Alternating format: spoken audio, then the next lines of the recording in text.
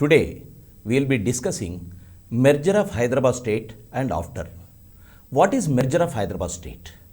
Hyderabad state, an independent princely state, Hyderabad, a princely state, an independent state, was merged with Indian Union. Accession, merger, takeover. These three words are used politically during that period. It is not independence or liberation. These two words are not used. Because in the latter stage, when we are talking about political aspects, in the recent years, every year on September 17th, we not celebrate exactly, we observe the day of Hyderabad's merger with Indian Union. On that day, generally we will have a debate whether it is liberation or treachery or merger. So merger is the correct political word because Hyderabad state, a princely state, was not liberated as the wishes of people and something else. It is Indian Union taking over the Hyderabad state, which is an independent state. So there are many things unfolding in this period. Basically, this story goes back to 1947 August 15th. 1947 August 15th, India became independent. But at the time, there were many princely states which were independent. They were not part of the British India so that it can be part of the independent India. There were many princely states which were independent and having treaties with British independently apart from the British Indian part. So the part of British is becoming independent, but the parts, not just part, because there were many princely states. Hyderabad was one of the princely state ruled by Nizams. Asaf Zahi is the dynasty and Nizam is the title we call. So Nizam 1, Nizam 2. The last Nizam was the 7th Nizam, Mir Usman Ali Khan. Our story is going back to the 7th Nizam, Mir Usman Ali Khan's period. Hyderabad's merger should be discussed under these following topics. One is merger of Hyderabad state into Indian Union in 1948 and how the things have unfolded in this period. What were the political aspects, what were the military aspects, and what is the background? All these things will be discussed today. Second is the policies under military rule and Vellody's civilian government between 1948 to 1952. And the last part is violation of Mulki rules and its implications. All these things are happening between 1948 to 52. So, first we are talking about the background. In the background, the first and foremost aspect is Mountbatten Plan. What is Mountbatten Plan? Mountbatten Plan was unveiled just when the India is going to become independent. According to Mountbatten Plan, the princely states were given the choice to either remain independent or to accede either into India or Pakistan. So there was a choice before the princely states. What is the choice? There are three choices, not just two. Either to join Pakistan or India is not the thing. You can be independent, and so Nizam chose the other option, not joining in Pakistan, not joining in India. So Mir Usman Ali Khan, the 7th Nizam, wrote a letter to Viceroy on 8th August 1947, choosing to be independent. But this was not accepted by many people. Who are the people who can accept it or who can fight it? That is Indian state. Indian state headed by Jawaharlal Nehru, Home Minister Vallabhbhai Patel, and the scenario is completely different. What is happening on one side? Pakistan is settling as a separate state. India is also settling down as a separate state. So in between Pakistan and India are trying to gain their strengths. And Jammu Kashmir, Junagadh, Hyderabad, these three are the controversial points. We are not bothered about Kashmir and Junagadh today. As far as our topic is concerned, we are concerned about Hyderabad. So what is happening in Hyderabad is, there are many theories. Actually, whenever we talk about such political things, such incidences or such historical junctures, there are many misconceptions. Unless and until we know the real sources, we can't understand what was happening. General feature is people were completely inviting Indian army, so Indian army came and they have liberated Hyderabad. This is the general notion. Second notion is Rajakars are the most cruelest persons, so people were against Rajakars and Indian army liberated it. This is the second notion. But many people do not know that there are three parties. One is Nizam and his feudal lords supporting Razakars. The second party is communists. The third party is Indian Union. So three parties are there at this juncture. We are going to deal with the three aspects in this period. Much less about Telangana armed struggle and communists, but more about Indian Union and Nizam. So what are the sources to study the merger topic in 1948? One is Integration of Indian States by V.P. Menon. This is a very important book written by V.P. Menon. V.P. Menon was the Secretary of the States. Means he was dealing with the affairs of the states. Integration aspect was completely in the hands of Patel and Menon. So he is one authoritative person who can give you the account of merger period. Second book is Hyderabad of the Seven Loaves, written by Major General Elidrus, the General Military General Chief of Army of Nizam. Third one is Tragedy of Hyderabad, written by Mir Layak Ali, that is Prime Minister of Hyderabad, the last Prime Minister of Hyderabad who was under house arrest after the merger, after the military's accession of Hyderabad state. Next book is End of an Era. This is another important man. He has written, K.M. Munshi has written a book, End of an Era, Hyderabad Memoirs. He was writing the political accounts, how things unveiled in Hyderabad in 1948. And the next important book is General Jain Chaudhary's autobiography, narrated to one B.K. Narayan. In this, General Chaudhary has said how he was entering into Hyderabad, what were the routes and what was the conditions. Even he was explaining how the Hyderabad state was then, how Hyderabad, because he served in Hyderabad before also. So he was giving a beautiful account about Sikidrabad and Hyderabad and Dakhani culture. He was appreciating all those things. But this time, in this book, he is talking about how the army has entered into Hyderabad and re-entered into Sikidrabad cantonment and took over the power in Hyderabad state. And the other book is The Destruction of Hyderabad by A.G. Noorani. A.G. Noorani is a political scientist. He has written a beautiful account how things were unveiling, what are the angles, different angles which other books are also not giving.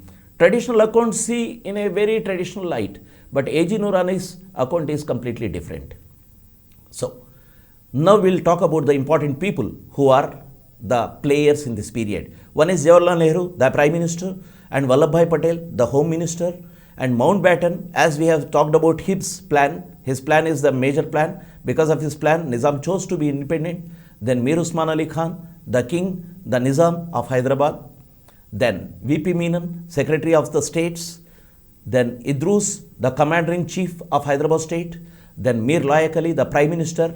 And lastly, Walter Monckton, legal advisor of Nizam. Many of the books do not give the account of Walter Monckton also. Walter Monckton was a senior politician, businessman of Britain who was the legal advisor of Nizam. So, Nizam tried to be independent till the last moment. Even on 14th August 1947, he was writing letters to the Crown representative and he was asking the Crown representative not to abandon him, because till then Nizam was completely a close ally. Starting from 1857, when they have closely allied with British in subjugation of first war of Indian independence. When Turebaz Khan fought, they sided with British and helped the British resident. So since then, British had closest relations with Hyderabad. They were the trusted allies. Even in 1800 itself, Hyderabad was the first state to enter into the agreement to take the armies to save Nizam state, which is known as subsidiary alliance. So Hyderabad was the first state to take subsidiary alliance, to sign subsidiary alliance. Then 1857 becoming a trusted ally and continuation of all these things. That is why this Nizam was saying that he was pained for abandoning the old ally and unilaterally disbanding all the treaties and leaving us for our fate. This was a letter written to Crown Prince by Nizam. So, Nizam did not leave any stone unturned to become independent, to stay independent, but Nehru was talking about taking away the independence from Nizam and making Hyderabad part of India. Governor General, even in the Constituent Assembly, on 15th August, he was stating that the only state of the first importance that has not acceded in the is the premier state of Hyderabad. This is happening on 15th August. India, a new state is coming into existence, a new nation in that sense. At the dawn itself, India was talking about taking the independence of Hyderabad and making Hyderabad part of India. So Governor General's speech is talking about Hyderabad. They called it as a premier state. And Mir Nawaz Jang, the Agent General of Hyderabad in London, was trying to lobby with the powers of those days, like Clement Attlee, the President, the British Prime Minister, Henry Truman, United States of America's President. All these things they were trying in all this meantime. And finally, they have approached United Nations Security Council. On August 21st, 1948, Nizam's cablegram to United Nations Security Council was sent, and under the United Nations Charter Article 35 to subsection 2, the application or the complaint of Nizam was filed in United Nations Security Council. And then the Security Council was in session. 357th session was being held at Paris. And in that session, first time they have taken up this into their agenda. And again, though it was accepted, it was not discussed. 12th and 13th August, again sending telegrams. Again on 16th September, all this is happening in 1948. 1 year has elapsed. Like 1947, India gained independence.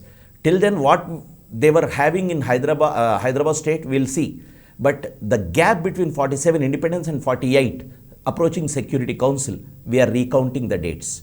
16th September and 17th September, again, the Security Council has taken up the issue of Hyderabad. And 20th September, Nizam has surrendered. But we are going back. On 12th and 13th August, they sent cables. On 16th September, 17th September, discussion was being held. But really, the operation, military operation, which we are talking about as Operation Polo, through which India has entered into Hyderabad state, started on 13th and ended on 17th. So, 16th September and 17th September were important dates, but United Nations Security Council could not discuss the issue. Only primary talk was there. It's because the representatives of Indian state were not ready to discuss. The Mudaliar, who was representing Indian state, said, I have to talk to the government, then only, Indian government, then only I can give you the answers. So automatically it is postponed. But on 20th September, by that time, 20th September 1948, Nizam surrendered. On 17th itself, surrender is happening. So on 20th September, since Nizam has surrendered, now the issue has been completely changed. The change of issue is like the United Nations Security Council is trying to discuss whether Nizam's withdrawal of application was genuine or under duress. So what has happened? The first application was, India is invading Hyderabad. India is invading, please save us. Please ask India to not to interfere into our affairs. This was the application. But this application is completely changing its tone. Now, United Nations Security Council is discussing whether this application, actually on 17th, after 17th, Nizam was sending a cablegram, withdrawing the application under the duress actually. When you are surrendering, you are under duress. But United Nations Security Council is discussing whether this withdrawal of application is under duress or genuine. So, United Nations Security Council or Clement Attlee or Truman or international fora could not come to the help of Nizam. This is one thing. Because of many aspects. Immediately after the UNSC, India became a member in United Nations Security Council also. So, a violator in the sense of political terminology became a member. The complainant completely got surrendered. This is what political scholars discuss about United Nations Security Council and the relation of Nizam state. So, even after this, the accession means taking over of Hyderabad was an issue which was not a good issue for India's political prestige. It was a thorn, it was an embarrassment. So, it is unfolding in a different dimension. We will talk about it, how it is unfolding.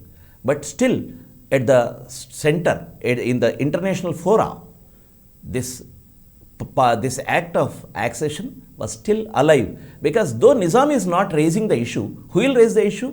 The issue will be raised by Pakistan, because Pakistan is also representing in United Nations Security Council or other forums.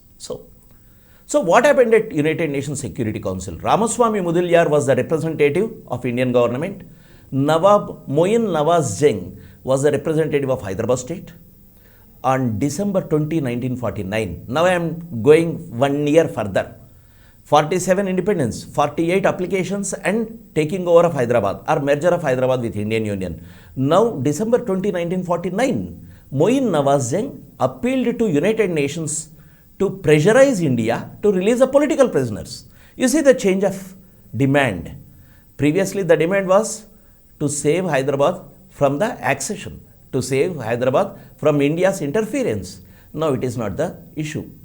The only appeal before the United Nations was to pressurize India to release the political prisoners. So you can see political prisoners, many ministers, many popular figures of Nizam state were under house arrest or arrested.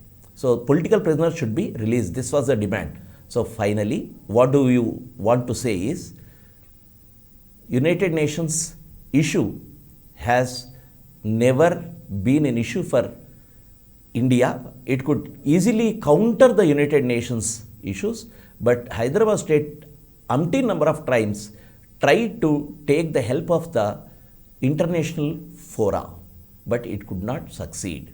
So finally, to escape from the legal issues, illegal issues will be there. What are the legal issues? This is accession, military rule and everything. So to escape such issues, even the military was asking the Nizam to issue farmans on his name. Though it is the military government under J.N. Chowdhury, the farmans were issued under the name of Nizam. This is very interesting. First thing is the operation, military operation was called as police action. Second thing is, even after the occupation, even after the merger, or even after occupying the power in Hyderabad, military was talking as the military rule, but the farman was issued under the name of Nizam. This is to escape the legal issues, to escape the international wrath. To show that, you can say that Nizam is the real ruler, since he is issuing the farmans. We are following it. Military is just assisting him in law and order. This was the thing. But here also, I would like to say about a few words about Nizam when I am talking after a few minutes. After Operation Polo, how Nizam has changed his stance before the Indian government, we can talk about. Anyway, now let's talk about the Standstill Agreement. Standstill Agreement is an agreement, a standard agreement between two parties always. Standstill means I will not aggress, you will not aggress, and we have some common things. And we will have some pact, and you will deal with such issues. This is Standstill Agreement. Standstill as we are. Indian policy is to having two things, two sides of the weapon. One is letters of accession. Second thing is Standstill Agreement. What are the letters of accession? For example, Indian state is approaching any nation, any independent principality or any princely state. They will be giving the letters of accession. If the leader, if the king of the principality or the prince is ready to accept this accession, just he will sign, and immediately that state will merge into Indian Union. Second thing is, if someone is not willing, you can enter into Standstill Agreement, where the subjects like defense, external affairs and communication will be dealt by India, and the remaining the princely state can will deal with. So this is Standstill Agreement. Since Nizam is not ready to accept the letters of accession, not ready to sign the letter of accession, so automatically Standstill Agreement is the only solution before the Indian state. The standstill document was prepared by Nizam and sent to Indian state or central government, Indian government, and the draft was redrafted by VP Menon, and many new clauses were added, and finally that standstill agreement was signed. That was signed on 29th November 1947. So standstill agreement is an important document, and to supervise whether the standstill agreement is being properly implemented or not, whether it is being implemented or violated, someone has to see, supervise. So for that supervision, K.M. Munshi was appointed as India's Agent General in Hyderabad to supervise the agreement. So K.M. Munshi, remember this name. Just now I talked about end of an era. Hyderabad Memoirs is the book he has written. He played a very important role at a crucial juncture of merger. So K.M. Munshi was supervising, and in the meanwhile, we can see the standstill agreement is in active thing. So at that point, there are violations, and both the parties are accusing the other party as violators. For example, Nizam was accused of lending 15 million pounds to Pakistan. This accusation was made by Indian Union. Nizam gave 15 million pounds loan. That is, giving loan to an enemy will not be good for the Indian state. This is what Indian state viewed. So this was a crucial aspect. They were saying that you are subversive. This is subversive. They used in some of the documents. Second thing, Ittihad ul Muslimin, that is Ittihad MIM or Ittihad, and its wing Razakar's activities were also discussed. And railway traffic also discussed. Actually, Nizam is misusing the railway traffic and taking many things. This is another accusation. From Nizam side, accusations are demands to Indian Union. Indian Union has what you call taken up, they have issued embargo. What do you mean by embargo? Means some of the items, listed items under the GOs will not be carried in the railways into Nizam state. Even salt-like things were not allowed into Nizam state via Madras province. Salt, medicine, cycles, bicycles, a big items like ginger oil, coconut oil, such things were banned from taking from Madras province into Hyderabad state. So these are the things. Non-sale of weapons, according to standstill agreement, these people were given a choice that Indian government will supply the arms to Nizam. And after the standstill agreement in implementation, Nizam was not getting arms. This is another debate. He was writing letters to Indian Union for arms. So all these things are important in standstill agreement. Remember, this is all the background. Before Operation Polo, all these things are happening. Parleys at the international arena, discussions with the Indian government, and Indian government not ready to accept independence to Hyderabad. That's what we have to understand. So as a result, Operation Polo was started. They have started Operation Polo. They have sent the armies into Hyderabad state. Operation Polo, it was named as Operation Polo because Hyderabad at that time had large number of polo grounds, more number of polo grounds than any other city in India. So polo, polo is a royal game. People will be sitting on the horsebacks and playing hockey-like game, and you will be having goals. That is polo, a royal game. So Operation Polo was the name of this. At times it is also known as Operation Caterpillar. So Operation Polo, Operation Caterpillar, or the third one, police action. Police action was the term given by the political people in the political parlance to disguise the military action. Disguising means to conceal the military action. If you say police action, it is limited to law and order. If you say it is military action, it is like aggression. It is like occupying another country. So this was the thing. Finally, on 13th September morning 1948, the police action in terms of Indian state, or Operation Polo in terms of military rule, military parlance or military terminology, started just after one day gap of the death of M.A. Jinnah. This was a tactical time. Jinnah died on 11th. Jinnah's death is definitely a blow to Pakistan state. Pakistan state will be completely preoccupied in the mourning and the resettling the aspects after Jinnah's death, political aspects. So that is a crucial time, that is a tactical time. India could take up this accession aspect, means they can send armies and take over Hyderabad state into Indian Union. So this was the tactical step by Indian Union. Just one day after the death of Jinnah, they have initiated this Operation Polo. To understand what is Operation Polo in terms of the political understanding of leaders, we can see the statements. Nehru repeatedly talked about accession.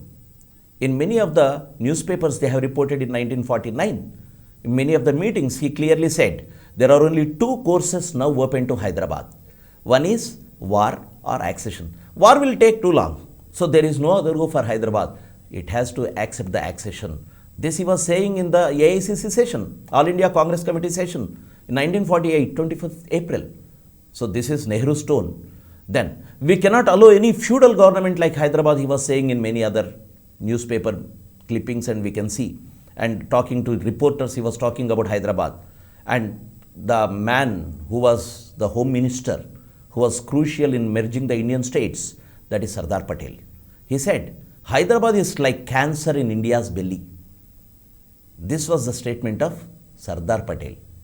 So, Indian political leaders has seen this entire issue of merger of Hyderabad state as an urgent need. Why they have to merge Hyderabad state? Because of tactical reasons, because of its geographical position, because of its economic reasons. For example, if you take tactical, India, you see the map. If you see the Indian map, there will be a huge area which is not Indian territory if Hyderabad is independent. A huge territory. Another country means definitely India may feel that this is not good for its sovereignty. And at the same time, there will be issues between these two countries like external affairs, how to move into the other country also. Because they are two countries if they are independent. Second thing is Hyderabad's strategic position. Hyderabad is strategically located, remember. That is why in 1857, when Turebas Khan was revolting, a letter from the governor of Bombay Presidency was clearly mentioning about, if Hyderabad is lost, everything is lost. It means Hyderabad plays a very important role in this region because it is the juncture where you go to south, where you go to west, where you go to east. So east, west and south after Vindhyas, Hyderabad is the juncture. Without passing through the Hyderabad state, you cannot go to these areas. This is very strategic. And third one is, since it is a huge area, you have lot of people with you, a huge population, lot of resources, and Hyderabad should be part of Indian Union. This is the philosophy of Indian state. This is the understanding of Indian state in this period. Because Nizam, a feudal leader, a feudal king, was not ready to accept to merge into Indian Union, because he wanted to be in independence. There is another wrong propaganda about the Prime Minister, Layak Ali, and there is wrong propaganda of Nizam that he wanted to join Pakistan. There are no discussions about joining in Pakistan. Definitely they are having relations with Pakistan like any other diplomatic relations. Enemy's enemy is my friend. This was the thing happening. Because if we see the accounts of Layak Ali, we can see clearly what are the parleys, what are the discussions being held with Pakistan. All the documents were archived. So this is not hearsay we are doing. Hearsay we are saying. This is Hyderabad wanted independence. This is the only thing. But at times, definitely Pakistan will come into existence, come in between India and Hyderabad as a checkmate. That's it. Nothing more than that. So, Operation Polo was the main activity of Indian Union to take away the independence from Nizam. So, Operation Polo.